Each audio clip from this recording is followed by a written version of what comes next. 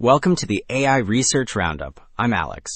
Today we're looking at a paper from the Hugging Face trending list, published on September 1st, 2025, which was about 3 days ago. The striking result is a distillation-free two-stage pipeline that generates its own training data and iteratively improves, producing a compact document converter that matches or beats many larger public and proprietary models. The paper is titled Points Reader, Distillation-Free Adaptation of Vision Language Models for Document Conversion.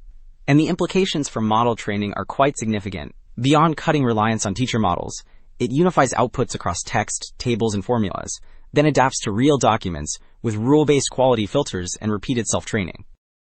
Also, the authors shared a GitHub repo. You will find the README with a quick start using transformers, example prompts, and environment specs, plus deployment scripts for SGLang, sample client code, model weights reference, known issues, and the PDF of the paper. There are images, licenses, and recent updates announcing SGLang support. On Hugging Face, Points Reader offers downloadable weights built on QN 2.53 billion plus a 600 MVIT with simple Python inference examples for end-to-end document text extraction.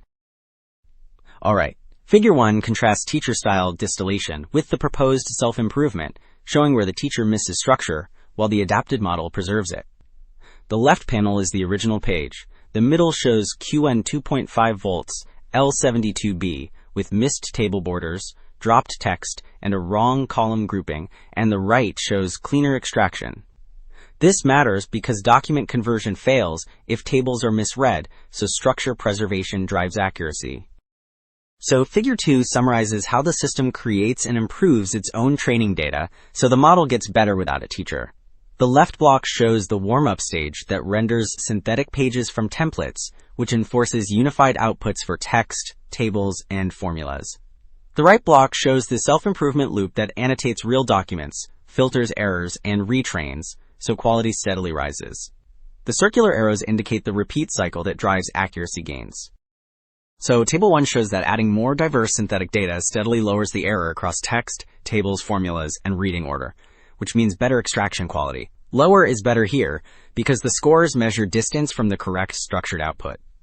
The baseline used only prior tuning data, and each added category, like text, formula, and table, reduced the overall score. The multi-column layout gave the biggest drop, which boosted reading order most strongly.